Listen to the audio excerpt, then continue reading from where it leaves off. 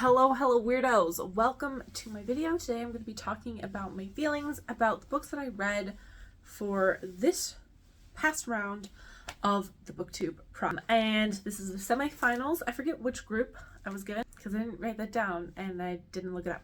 But we're just going to go with it. It'll probably be in the title of this video because then I will have somewhat of my shit together. This is a homegrown prize. We have to read all the books. We have 2 months to read 6 books. And we have to rank them 6 through 1. And 6th being the worst and 1 being the best. So let's get started. So starting off at my number 6th pick, I chose Strangers to Ourselves by Rachel Aviv. And this book just did not work for me because the conceit of this book is that it's going to be telling stories about people whose problems cannot be solved via medical system. Yeah, and it's just basically a series of essays about these I think 8 different people totally. And I just didn't jive with it. I thought the writing was somewhat fine. I will say for the opening, it's her experience herself. The author writes about her battle with anorexia. And there's no trigger warnings. You just jump straight into it, and I was horrified. It just was a lot to get kind of all at once with no forewarning. And I don't really feel like I got much out of it. And then you continue through the books through these various different people's lives. And I do like that it touches on aspects like racism within the medical system. I believe one of the short stories is about a woman of color dealing with the fact that the medical system is set up against you, which put a pin in that because we're going to talk about that in a different book. The topics that she's trying to tackle in this book are too large to fit into this one book or to fit into 50 pages of a book. And she does do a good job trying to narrow the scope to these people. It underserves itself, but there isn't enough information about all of the different sides of the viewpoint, and that just kind of rubbed me a little bit the wrong way. There's another point where she talks about sort of the process of she tells this one story of this one lady who is deciding to go off her meds. And that is, it's very sensitive for me personally because I've had experience dealing with people who are doing that. To the author's credit, she does say repeatedly in the chapter to consult your doctors before doing so. And it just, I don't know if it was just a me thing, but I was just I just didn't have the stomach for that. Not saying that medication is right for everybody. I feel my personal opinion, there's a level of irresponsibility in saying that this could potentially solve your problems. It just hit a personal sore note for me. The other one that kind of rubbed me really the wrong way was there was one story that centered primarily around the treatment between what is seen as a religious practice versus or religious in some nature and mental illness. And that also just kind of rubs me the wrong way personally, having this, because it felt very much that story felt very much condemning of treatment in lieu of respect of religious practices. And that's a little bit boiling everything down, but in the interest of keeping this video relatively short, I'll just leave it at that. So for many of those reasons, that this book just kind of rubbed me the wrong way. In some instances, I'm glad that it exists because I feel it can spark conversations. At the same time, I think it just didn't have a wide enough view around the topics that it tries to cover to where I could really rank it any higher.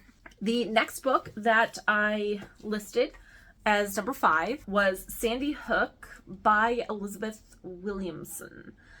I feel I was let down by this book a lot because it is interesting. I do find I watched people commenting on this case as it was going down. I saw the shenanigans that was happening in the courtroom. I thought it was very entertaining, and there was like a part of me that was like, oh, I do not want to read a book as a teacher about a school shooting. Like, no. There's another part of me that was like, well, it's really going to be about like Alex Jones and like the defamation and the libel that he was spouting about these families. I'm like, okay, that is interesting to me. And maybe this book just kind of falls short because of when it was published. Like, if it had been published like next year, I think it would have worked better, because then you could have gotten more about information about the court. In this, there's a couple things that I don't like about this book. So this book like begs to be compared to Parkland, which is a book that I read a couple years ago for this prize that does treat the subject like that, has similar things where it's not really about the school shooting, it's really about all the stuff that happens after it, in particular all of like the political activism that came out of Parkland. And what the book Parkland does that Sandy Hook doesn't is not glorify the actual events that happened. And I understand that, like, to a certain extent in a book like this, you kind of need to understand what went down. Especially when Sandy Hook, you're dealing with a lot of people being accused of being actors. But there are some things that, like, you don't need to do. Like, talk about it in vivid, gruesome detail. Simple thing like not mention the perpetrator's name. And Parkland does all of those things, and it has really like acclimatized me to this is kind of how I expect all books going forth to be treating and handling stuff about shooters, especially when it involves children, school shootings. So the fact that like Sandy Hook didn't do that really put a bad taste in my mouth starting off the bat. And I started reading this for the Octo Finals and put it down because I had to withdraw from the Octo Finals because my grandfather died. So that was one thing that really bothered me about the book Sandy Hook, because I really didn't see a need for why we had to endure such a gruesome or at the very least why the perpetrator's name even needed to be mentioned in the first place. The other thing that was a big letdown for me in this book is that really a large portion of this book, it goes through telling the experiences of the families as they were dealing with this harassment. It goes into great detail on all of the conspiracies, and the author goes in and like interviews these people who believe these conspiracies, which I guess is fine. I just personally didn't really find that to be very interesting. And then when the trials all start happening, that's really like the last couple of chapters in this book, which is fine, but I just really thought there was a lot of shenaniganery that was happening in the trials that I personally find interesting, and I kind of wanted those moments. I was like, oh, when is it gonna be revealed that in Discovery, like Alex Jones's team literally handed over his phone when they were not supposed to, or did not need to. It was not listed in the things that needed to be handed over for Discovery, and that's how they got a lot of Alex Jones on some of the things that he was like accused of. The details are kind of sparse because this all went down at over a year ago, and I didn't follow it super closely. Like, I was let down by the whole trial, and I understand that the trial is not really the point of this. Yeah, that was my feelings about Sandy Hook. And if I hadn't read Parkland, my feelings probably would have been different. So going on to 4. Number 4, I put as The Escape Artist by Jonathan Freeland. This book was another book that was just extremely triggering and difficult to read. So maybe it's just like a theme where it's like these bottom 3 books are like, just for me, just were like really difficult to read because of the amount of like triggering content there was in it for me. And maybe it's just because like I'm in kind of a vulnerable position and very kind of like sensitive to triggers right now at this point in time in my life. I feel like my issues go beyond just that I was triggered by things. So for The Escape Artist, kind of what gets me is that the book, I feel like, loses a lot of the momentum and the focus kind of gets really boring in the end. And that, because what the escape artist is about is you are following, you're following a man who was a prisoner in the death camps during the Holocaust in World War II. He escapes, and you hear in great detail about how he escaped, about all of the different attempts, and then his fight to get what his knowledge that he had out into the world to warn people about what was happening. And I found the things to be the most interesting was in the beginning of the books, where you are talking about how he escaped, how he memorized all of the numbers, all of his different interactions in the different places that he lives, his experiences like in the death camps and leading up to it, and how it all kind of like primed, like how all of like his past experiences built up to this one big escape that he did. I also found the parts where he was going around trying to talk to different people to get them to listen to him in the first place somewhat interesting. It wasn't as interesting. The other parts that I found that were interesting was when he would talk about, when it was talked about like his experiences on trials, where he would basically fight for like to prove the existence of what happened, and where he really got to talk about his encyclopedic knowledge of the camps. Everything else, especially in the second half of the book, that really didn't talk about those things, like his love life, I did not care for. I thought was very boring, very slow, a little bit distracting, and not what first of all, I did not want to read this book because I knew how intense and difficult it was going to be for me personally to read. Really, the most difficult parts are like the first half, where it is talking specifically about the Holocaust and all of those things. The other half, it's just a frustrating read, because you do feel the frustration that he was experiencing. But otherwise, it just was, yeah, I don't know, it was kind of a mixed bag. I mean, if you are interested in this type of thing, maybe yeah, try it out if you're not going to be extremely triggered by it. But I was, and for those reasons, I kind of ranked it the highest of like the bottom third. But I think it's a combination of, there were good parts and bad parts of this book, or parts that I found interesting and less interesting, and in addition, this reads very much like a spy book. And if you have watched any of my videos about this prize where I have to read spy books, you understand how much I do not like them. I just find them boring. I'm not super interested in espionage as a genre.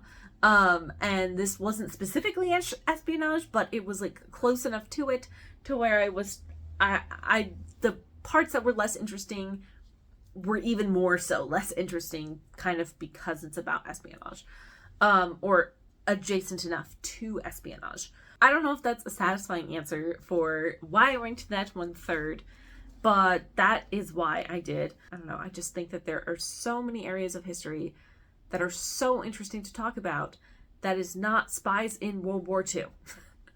There are so many books. It's painful. I've had to read a lot of them. Now I'm going to be talking about 3 to 1, and these are the books that I said that I wanted to move on, and while the video is out, I have not watched it. I may or may not do a reaction. I don't know.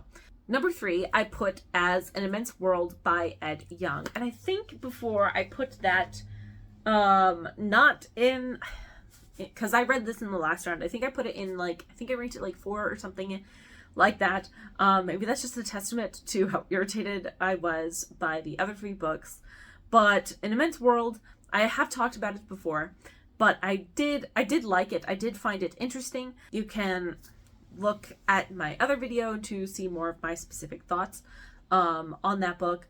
There were some parts where I thought that the ending, the transitions while clever at first, became very, like, the transitions between the chapters were clever at first, but then got very grating and irritating. And when, in comparison to some of the other books in this list or in the previous round, it just didn't hold as much, I don't know, weight. I don't know. And in this round, I think that it did. I think I placed it correctly. Maybe that's just because I had less issues with some of the more books in the last round that were more hard-hitting than there were in this round. But yeah, that's the one that I put as third. As second, I said Under the Skin by Linda Villanorosa. And this book, we're going to unpin that pin from when we were talking about Strangers to Ourselves, where we were talking about medical discrimination against people of color. That is exclusively what this book is about. And this is kind of like my point, where all of those aspects, like in Strangers to Ourselves, like 50 pages is not enough. You know, you need a book to really like just start learning and diving into and talking about the complexities of these topics and learning about the frustrations and the research that goes into all of these topics. And so that is what Under My Skin is like the author was like a science writer for years, journalist for years, who was reporting about all of this stuff for decades. And I think and who is herself a woman of color, and having that perspective on this book, I think really, really helped, because you can really, really feel the exhaustion and the frustration as the author is telling her story about how she is trying to get doctors and people to take her seriously. When she is saying like, hey, how many times can I say this? How many times can I say that African Americans in the medical system, like being actively discriminated against, is a bad thing, or that it is even a real thing? And yeah, I just thought that this book was really, really good, and give it to any of your relatives who think that it's not a thing, because I think it's just really, really well written. It delivered everything that I wanted from a book like this. I really didn't have very many expectations going into this book. This was difficult at times to read when you are hearing about like the active like discrimination and just like what seems to be like lack of care that comes from the medical community or the wider society. It was just really interesting, some of the studies that like she was able to point to that compare and contrast what it is like being born and raised in America to people who live in other countries that Americans would consider impoverished, where these health issues aren't as like, they aren't a thing, or they aren't as big of a thing, or they aren't as prevalent, or even non-existent at all, and how it really boils down to racism and how its lingering effects and how it is still alive and well within American society. Yeah, solid book all around. And by process of elimination, that leaves number one spot, as his name is George Floyd by Robert Samuels and Toulouse Olorunpina. I think everything that I said in the last round that I read it, which was not last round, but 2 rounds ago, still stands. It is very good at showing you how the larger trends, or how racism can affect one singular person, and how the effects of racism can have lingering effects or rippling effects on a person. Yeah, I didn't reread it for this round, but I still stand by my statements that I said earlier in terms of that it got me very emotional at times, and it's just an all-around really, really good biography. Yeah, I don't really have much else to say. It like when I was ranking it, I was like, oh yeah, that one goes to 1, obviously. And then I was like, oh, well, Under the Skin goes 2, and then the rest was just kind of like, oh, now I really have to figure out where these go. So it was a relatively easy ranking process for me in this round. But let me know, what did you read any of the books in this And let me know, did you read any of the books in this group, and what did you think? I would love to know. I will see you next week. Bye-bye.